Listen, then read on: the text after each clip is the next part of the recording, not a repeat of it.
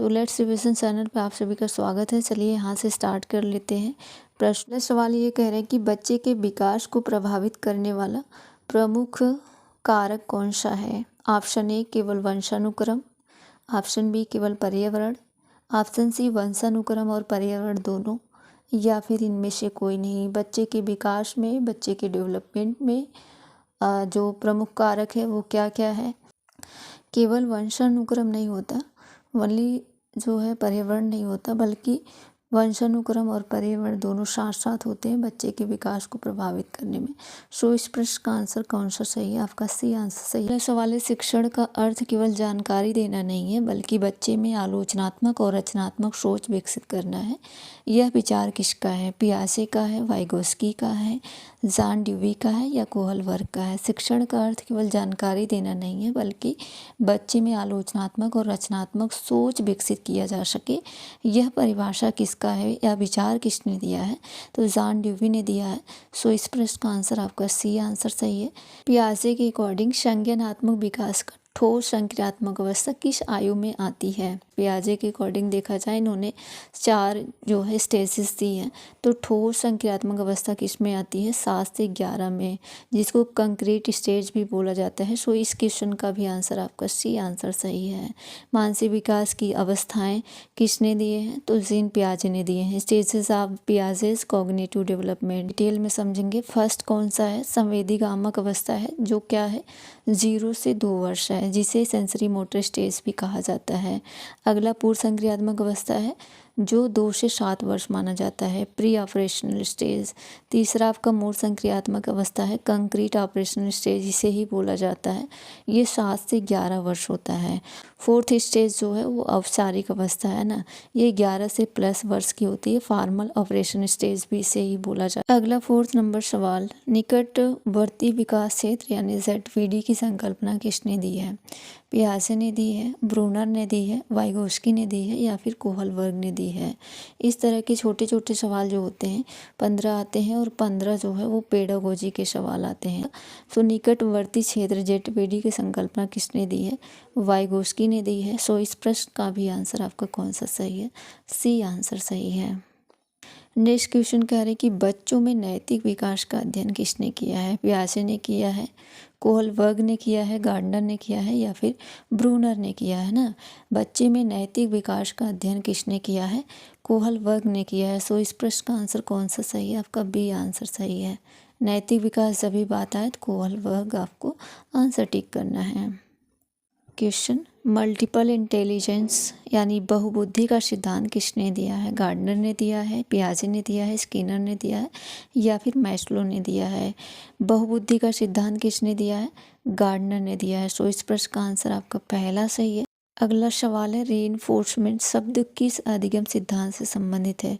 संज्ञानात्मक, व्यवहारवादी, निर्माणवादी या फिर सामाजिक सांस्कृतिक। रीइंफोर्समेंट शब्द ये अधिगम कि किस सिद्धांत से संबंधित है, तो व्यवहारवादी सिद्धांत से संबंधित है। सो इस क्वेश्चन का आंसर आपका बी आंसर यहाँ पे सही है। किसी बच्चे को पढ़ाई में बार बार असफलता मिलने पर उसमें किस प्रकार की समस्या प्रॉब्लम उत्पन्न हो सकती है। आत्मसम्मान की कमी, आत्म आधिकारिता, स्वाभिमान की वृद्धि होगी, रचनात्मकता होगी। कोई बच्चा बार बार असफल हो रहा है, उसे ग्लानि होगी, है ना कि उसमें रचनात्मकता होगी, उसके स्वाभिमान में वृद्धि होगी। सो कौन सा आंसर सही होगा। सो इस प्रश्न का आंसर आपका पहला ही सही होगा, है ना। आत्मसम्मान की कमी हो जाएगी। किसी बच्चे को बार बार असफलता मिल रहा हो, फेलियर मिल रहा हो, तो उसके आत्मसम्मान में जो है कमी महसूस होगी। सो इस प्रश्न का आंसर पहला ही आपका यहाँ पे सही है। नंबर सवाल, बाल केंद्रित शिक्षा का प्रमुख उद्देश्य क्या है। शिक्षक को केंद्र में रखना, विषय को केंद्र में रखना, बच्चे की रुचि और आवश्यकता को केंद्र में रखना या केवल परीक्षा को केंद्र में रखना। तो शिक्षक को केंद्र में रखना नहीं, विषय को केंद्र में रखना नहीं, केवल परीक्षा करवा लेना नहीं, है ना। तो बच्चे की रुचि एंड आवश्यकता को ध्यान में रखते हुए शिक्षण करवाना, ये बाल केंद्रित शिक्षा है। सो इस क्वेश्चन का आंसर है आपका बेस सी आंसर यहाँ पे सही हो जाएगा। 10th नंबर सवाल, सामाजिक अधिगम सिद्धांत यानी सोशल लर्निंग थियरी किससे संबंधित है? पियाजे से संबंधित है, बंडूरा से संबंधित है, या स्किनर से संबंधित है, या फिर कोहलबर्ग से संबंधित है? सामाजिक अधिगम सिद्धांत सोशल लर्निंग थियरी किसने दिया है? बंडूरा ने दिया है। सो इस प्रश्न का आंसर कौन सा? आपका बी आंसर सही है ना। इस प्रश्न का आंसर बी सही है। जब भी पूछा जाए सामाजिक अधिगम सिद्धांत किसने दिया है तो बंडूरा ने दिया है। सो इस प्रश्न का आंसर आपका यहाँ पे बी आंसर सही है। अगला 11 नंबर सवाल नहीं है, 12 देख लेते हैं। समावेशी शिक्षा यानी इंक्लूसिव एजुकेशन का मुख्य उद्देश्य क्या है? केवल सामान्य बच्चों को पढ़ाना, दिव्यांग बच्चों को अलग से पढ़ाना, या फिर सभी बच्चों को समान अवसर देना, या फिर केवल मेधावी बच्चों को पढ़ाना? केवल मेधावी बच्चों को ही नहीं पढ़ाएंगे ना, केवल सामान्य बच्चों को, विशिष्ट बच्चे कहाँ जाएंगे, है ना, दिव्यांग बच्चों को अलग बैठाना। सो इस क्वेश्चन का आंसर कौन सा सही है? आपका ऑप्शन सी सही है। सभी बच्चों को समान अवसर देना, है ना, चाहे वो बच्चा दिव्यांग हो, चाहे सामान्य बच्चा हो, चाहे मेधावी हो, सभी को जो है समान अवसर देना। सो इस प्रश्न का आंसर कौन सा सही है? आपका सी आंसर सही है। ऐसे प्रश्न आपको यूपी टेट के अंदर भी देखने को मिल सकते हैं। तो बच्चे का पहला विद्यालय कौन सा है? काफ़ी छोटा सा क्वेश्चन है। विद्यालय ही है, या फिर समाज है, परिवार है, या मित्र समूह है? बच्चे का पहला विद्यालय बच्चे का अपना घर है, परिवार है ना। सो इस प्रश्न का आंसर कौन सा सही है? आपका सी सही है। काफ़ी ये नॉर्मल सा क्वेश्चन है, बट कई बार छोटे क्वेश्चन भी गलत हो जाते हैं। बच्चे का पहला विद्यालय, पहला स्कूल आपका क्या है? सो परिवार ही है, फैमिली ही है। ये वीडियो बनाने से पहले मैं सारे जो प्रश्न हैं उसको कम्युनिटी पोस्ट में करवाती हूँ। अगर आप चैनल पर नए हैं प्लीज़ सब्सक्राइब करिएगा, ताकि वीडियो से पहले आपको कम्युनिटी पोस्ट के सवाल मिले, जो कि डेली जो है सीटेट से संबंधित, यूपी टेट, सुपर टेट से संबंधित, current affairs, GK and GS के सारे क्वेश्चन 30 से 40 क्वेश्चन डेली आपका मॉक टेस्ट की तरह कम्युनिटी पोस्ट में पोस्ट किए जाते हैं सवाल हमारे द्वारा। सो चैनल को सब्सक्राइब किए रहिएगा ताकि क्वेश्चन वो आपको मिल सके। अगला सवाल है स्वनियंत्रित अधिगम, सेल्फ रेगुलेट लर्निंग क्या होता है? स्वनियंत्रित अधिगम क्या होता है? सेल्फ रेगुलेटेड लर्निंग का अर्थ क्या होता है? केवल शिक्षक पर निर्भर होना, केवल अभिभावक पर निर्भर होना, स्वयं योजना बनाना और सीखना, केवल पाठ्य पुस्तक पर निर्भर होना। वनली के जो होते हैं काफ़ी हद तक वो सवाल जो है वो ऑप्शन ही गलत होते हैं। स्वनियंत्रित अधिगम, सेल्फ रेगुलेटेड लर्निंग का अर्थ होता है स्वयं योजना बनाना एंड लर्न करना, सीखना। सो ऑप्शन सी आपका यहाँ पे करेक्ट हो जाएगा। कह रहे कि प्रेरणा का शिक्षा में क्या महत्व है? यह बच्चे को कार्य से दूर करती है, यह बच्चे को सीखने के लिए उत्साहित करती है, यह केवल परीक्षा के समय उपयोगी होती है प्रेरणा। इसका शिक्षा से कोई संबंध नहीं। प्रेरणा यानी मोटिवेशन, मोटिवेशन का शिक्षा में बहुत ही महत्वपूर्ण रोल है ना। यह बच्चों को दूर नहीं करती है, यह जो है केवल परीक्षा के लिए उपयोगी नहीं है, बल्कि जो है ये बच्चे को सीखने के लिए उत्साहित करती है, प्रोत्साहित करती है। सो इस प्रश्न का आंसर कौन सा सही है? आपका इस प्रश्न का आंसर बी आंसर सही है ना। काफ़ी आपका सकारात्मक और नकारात्मक टैग वर्ड है, अगर उसको एक बार पढ़ लेते हैं तो काफ़ी सवाल आपका जो है टैग वर्ड से भी पकड़े जा सकते हैं। सो इस प्रश्न का आंसर कौन सा सही है? आपका बी सही है। अगला क्वेश्चन है, विशेष आवश्यकता वाले बच्चों को कक्षा में बैठाते समय क्या करना चाहिए? उन्हें पिछली पंक्ति में बैठाना चाहिए? नहीं, बिल्कुल नहीं। उन्हें कक्षा से बाहर करना चाहिए? बिल्कुल नहीं। उन्हें सभी के साथ बैठाना चाहिए। उन्हें अलग कक्षा में भेजना चाहिए? बिल्कुल अलग नहीं करेंगे, ना ही पीछे बैठाएंगे और ना ही कक्षा से बाहर करेंगे। सो इस प्रश्न का आंसर कौन सा सही है? सी आंसर सही है ना। उन्हें सभी के साथ बैठाएंगे, ना अलग करेंगे, ना पीछे बैठाएंगे, ना बाहर भेजेंगे, है ना। तो बच्चों को गलत उत्तर देने पर शिक्षक को क्या करना चाहिए? दंड देना चाहिए? बिल्कुल नहीं। उन्हें प्रोत्साहित करना और सही उत्तर की ओर ले जाना, ये सही हो सकता है। उन्हें कक्षा से बाहर निकालना? बिल्कुल नहीं। उन्हें अनदेखा कर देंगे ना। बच्चे जो गलतियां करते हैं तो शिक्षक का दायित्व है उन्हें प्रोत्साहित करें और उन्हें सही उत्तर की ओर ले जाने की कोशिश करें। सो सबसे बेस्ट आपका बी आंसर है, इसलिए बी आंसर आपका यहाँ पे सही हो जाएगा। तो बच्चों को केवल याद करने के लिए पढ़ाना किस प्रकार की शिक्षा है? रचनात्मक शिक्षा है? बिल्कुल नहीं। यांत्रिक शिक्षा, रोट लर्निंग है? हो सकता है। सक्रिय शिक्षा बिल्कुल नहीं है। मूल्य आधारित शिक्षा, ये भी नहीं है। बच्चों को केवल याद करने के लिए पढ़ाना सिखाना, ये आपका यांत्रिक शिक्षा के अंतर्गत आता है, रोट लर्निंग के अंतर्गत आता है। सो इस प्रश्न का आंसर आपका बी सही है। लेव वाइगोत्स्की के अनुसार संज्ञानात्मक विकास में महत्वपूर्ण भूमिका निभाते हैं आनुवंशिक कारक, सामाजिक संपर्क और भाषा, जैविक परिपक्वता या फिर आपका अवलोकन और अनुकरण। बच्चा जो है समाज से अंतःक्रिया करके चीज़ों को सीखता है, तो इन्होंने आनुवंशिक कारक नहीं दिए हैं, ना ही अवलोकन और अनुकरण, ना ही जैविक परिपक्वता। तो सामाजिक संपर्क और भाषा, ऑप्शन बी यहाँ पे सही हो जाएगा। इनका मानना था बच्चा समाज से इंटरेक्ट करके चीज़ों को सीखता है। सो इस प्रश्न का आंसर कौन सा सही है? आपका बी आंसर सही है। नेक्स्ट सेकेंड नंबर सवाल, समीपस्थ विकास का क्षेत्र यानी ZVD क्या है? वह कार्य जिसे बच्चा अकेले बिना मदद के कर सकता है। वह कार्य जिसे बच्चा किसी वयस्क या अधिक जानकार साथी की मदद से कर सकता है। वह क्षेत्र जहां बच्चे का विकास रुक जाता है। यानी का वह चरण जो पूरी तरह से परिपक्वता पर निर्भर रहता है।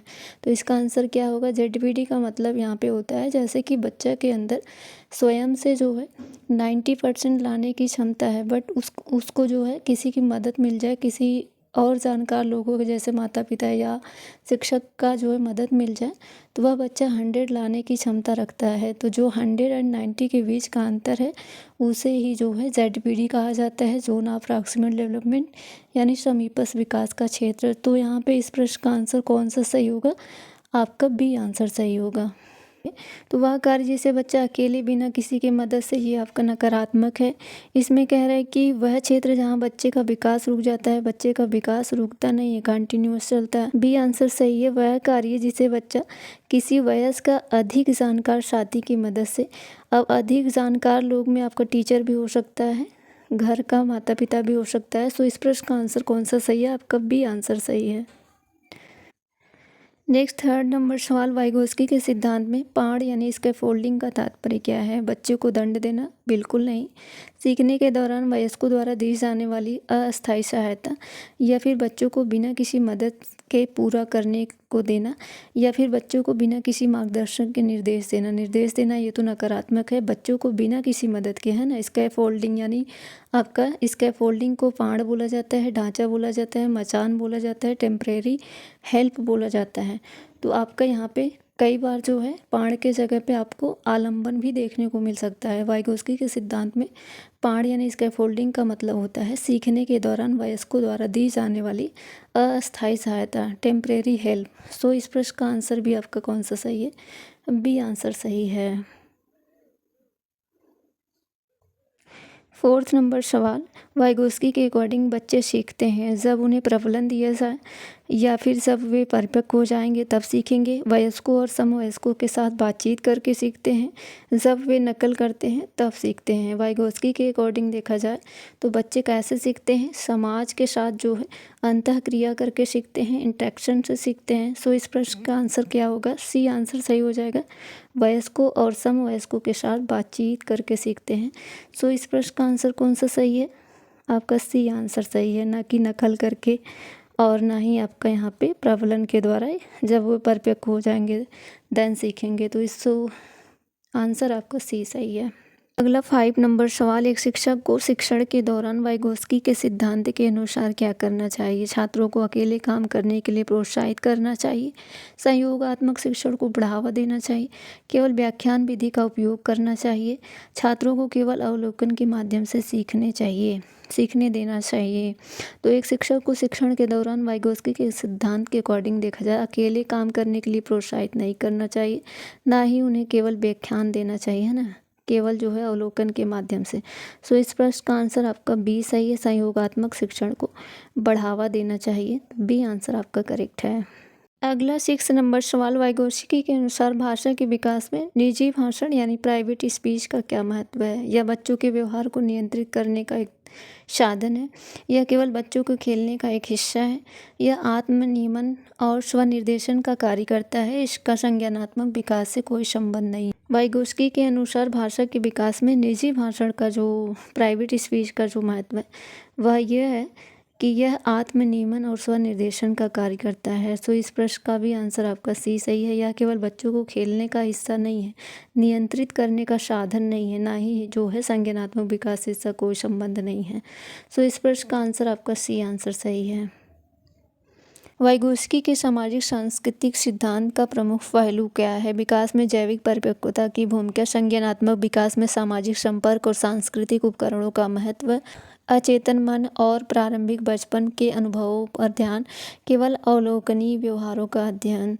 सो वाइगोस्की के अनुसार जो सामाजिक सांस्कृतिक सिद्धांत है उसका एक जो प्रमुख है वो क्या है? संज्ञानात्मक विकास में सामाजिक संपर्क और सांस्कृतिक उपकरणों का उपयोग। सो इस प्रश्न का आंसर बी आंसर आपका सही है।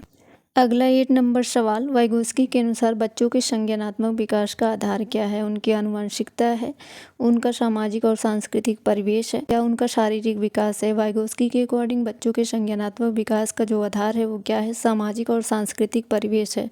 सो इस क्वेश्चन का आंसर भी आपका कौन सा सही है? बी आंसर सही है, ना कि आनुवंशिकता, ना ही व्यक्तिगत अन्वेषण और ना ही शारीरिक विकास यानी फिजिकल डेवलपमेंट। प्रश्न कह रहा है कि अधिक जानकार अन्य यम के ओ की अवधारणा का संबंध किससे है?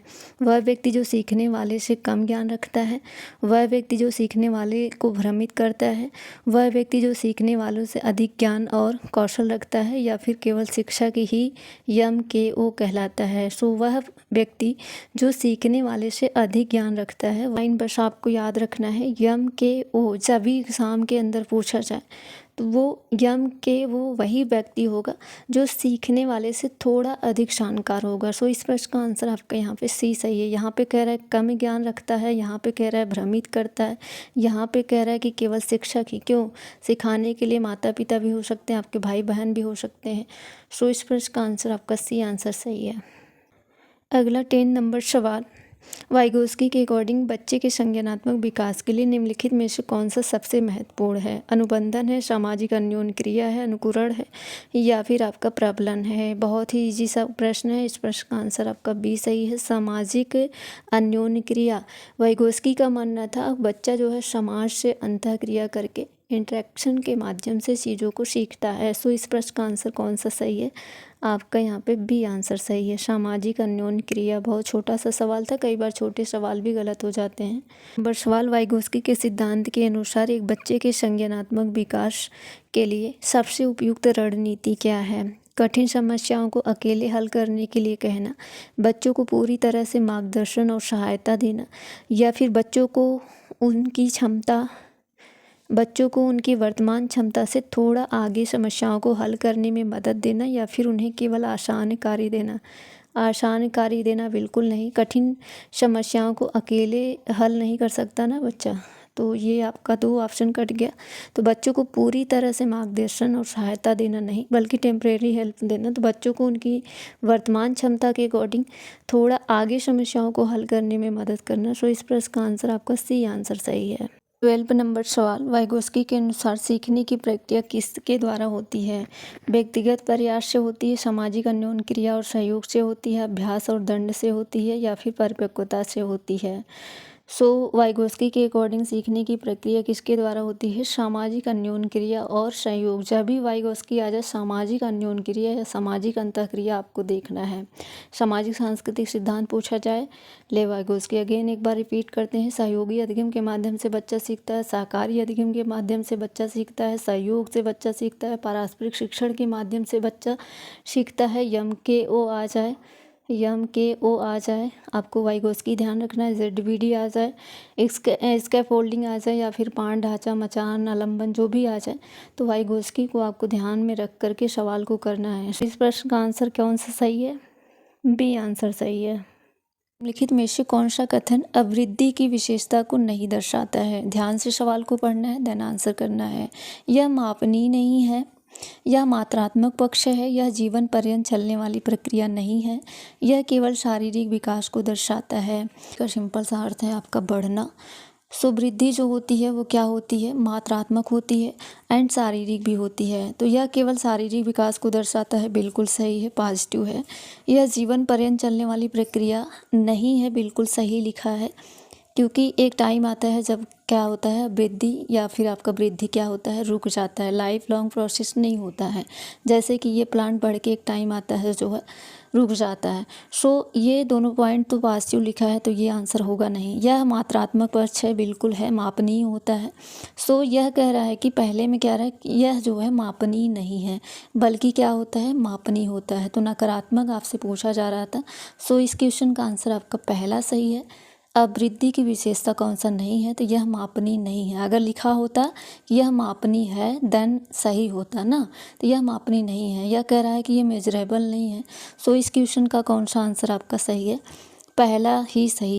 नेक्स्ट सेकंड नंबर सवाल, अब वृद्धि के संदर्भ में क्या सही नहीं है। कई बार क्या होता है ना कि हम जो है क्वेश्चन को अच्छे से नहीं पढ़ते हैं, देन क्वेश्चन जो है वो गलत हो जाता है। सो जल्दबाजी में भी गलत हो जाता है, तो ध्यान से प्रश्न को पढ़ना है। अब वृद्धि के संदर्भ में क्या सही नहीं है, यानी गलत कथन आपसे पूछा जा रहा है, तो आप गलत ही आप ध्यान में रखिएगा। यह मापनीय होती है, यह मात्रात्मक पक्ष है, यह जीवन पर्यंत चलने वाली प्रक्रिया है, यह शारीरिक होती है। अब वृद्धि के संदर्भ में आपसे पूछा जा रहा है, तो अब वृद्धि यानी वृद्धि जो होती है वो मापनीय भी होती है, मात्रात्मक भी होती है, मात्रात्मक पक्ष है। यह जीवन पर्यंत चलने वाली प्रक्रिया नहीं है। सो इस प्रश्न का कौन सा आंसर सी सही है, यह शारीरिक भी होती है। तो यह कह रहा है कि अब वृद्धि के संदर्भ में क्या सही नहीं है। जब विकास के बारे में पूछता देन जो है यह जीवन पर्यंत लाइफ लॉन्ग प्रोसेस होता, बट अब वृद्धि मैच्योरिटी आने पर यानी ये प्लांट बढ़ते बढ़ते एक समय आएगा यहाँ पे स्टॉप हो जाएगा, रुक जाएगा। यानी अब वृद्धि जो है जीवन पर्यंत चलने वाली प्रक्रिया नहीं है, और इस लाइन में लिखा है कि यह जीवन पर्यंत चलने वाली प्रक्रिया है। सो इस क्वेश्चन का आंसर कौन सा सही है, आपका सी आंसर सही है। अगला नेक्स्ट थर्ड क्वेश्चन है, बाल विकास का मुख्य उद्देश्य क्या है। केवल मानसिक विकास है, मेंटल डेवलपमेंट, केवल शारीरिक विकास है, फिजिकल डेवलपमेंट, या फिर आपका सर्वांगीण विकास है, या केवल सामाजिक विकास है यानी सोशल डेवलपमेंट। बाल विकास का जो मुख्य उद्देश्य है वो क्या है, सर्वांगीण विकास है ना, बच्चे का सर्वांगीण विकास। तो इस प्रश्न का आंसर कौन सा सही है, आपका सी आंसर सही है। जहाँ केवल ऑप्शन दिख जाए वो आपका नकारात्मक होते हैं। तो मल्ली सामाजिक, मल्ली शारीरिक, मल्ली मानसिक नहीं होता है ना, सर्वांगीण विकास। ये क्वेश्चन का आंसर कौन सा सही है, आपका सी आंसर सही है। अगला फोर्थ नंबर सवाल, बाल विकास किस प्रकार की प्रक्रिया है। रुक रुक कर चलने वाली प्रक्रिया है, सतत और क्रमिक है, अचानक होने वाली प्रक्रिया है, या फिर अनिश्चित है। अनिश्चित नहीं है, अचानक आपका विकास नहीं होता है ना। तो विकास सतत है और क्रमिक है, सीक्वेंस में होता है। बाल विकास किस प्रकार की प्रक्रिया है, किस प्रकार का प्रोसेस है, रुक रुक कर चलने वाली प्रक्रिया नहीं है। क्या है, सतत है, जीवन पर्यंत चलने वाली प्रक्रिया है, और क्रमिक है। सो इस प्रश्न का कौन सा आंसर सही है, आपका बी आंसर सही है। बाल विकास का अध्ययन किसका अध्ययन है, वृद्धि और परिवर्तन का है, केवल सीखने का है, केवल व्यक्तित्व का है, केवल मानसिक शक्ति का है। कई बार ना negative and positive tag word से भी आपका सवाल जो है वो सही हो जाते हैं। बाल विकास का अध्ययन किसका अध्ययन है, केवल सीखने का है नहीं, केवल व्यक्तित्व का है नहीं, केवल मानसिक शक्ति का नहीं। तो कौन सा सही हो जाएगा, आपका पहला ही सही हो जाएगा, वृद्धि और परिवर्तन का। बाल विकास का अध्ययन किसका अध्ययन है, वृद्धि और परिवर्तन का। सो इस प्रश्न का आंसर कौन सा ठीक हो जाएगा, आपका पहला ही सही है, वृद्धि एंड परिवर्तन। 8 नंबर सवाल, गति विकास का नियम सिफेलोकोडल प्रिंसिपल का तात्पर्य क्या है। सिर से पैर तक का विकास, पाँव से सिर तक का विकास, या भीतर से बाहर की ओर विकास, या फिर अचानक विकास। अचानक विकास होता ही नहीं है ना, ऐसा ही नहीं है कि जो है अचानक से विकास हो जाए। गति विकास का नियम यानी सिफेलोकोडल प्रिंसिपल का तात्पर्य क्या होता है, सिर से पाँव तक विकास जो है ये आपका ऑप्शन ए सही है। पाँव से सिर नहीं होता, भीतर से बाहर की ओर होता है, जो कि प्रॉक्सिमल डिस्टल कहलाता है। जब भी आपसे पूछा जाए गति विकास नियम सिफेलोकोडल प्रिंसिपल का तात्पर्य यानी अर्थ क्या होता है, सिर से पाँव तक का विकास, सिर से पाँव की ओर विकास। पहले बच्चे का सिर का विकास होगा एंड देन सिर से पैर की तरफ। तो ये चीज़ आपका पाँव यानी पैर। तो पहला ही ऑप्शन यहाँ पे सही है। क्वेश्चन नंबर 9, वृद्धि यानी ग्रोथ का अर्थ क्या होता है, अनुभवजन्य परिवर्तन, या फिर आकार व ऊंचाई में परिवर्तन, या फिर ज्ञान में वृद्धि, या सामाजिक संबंध। ग्रोथ यानी वृद्धि या वृद्धि का अर्थ क्या होता है, तो आकार व ऊंचाई में परिवर्तन है ना, ग्रोथ का अर्थ ही होता है बढ़ना। सो ज्ञान में वृद्धि नहीं, सामाजिक संबंध नहीं, अनुभवजन्य परिवर्तन नहीं।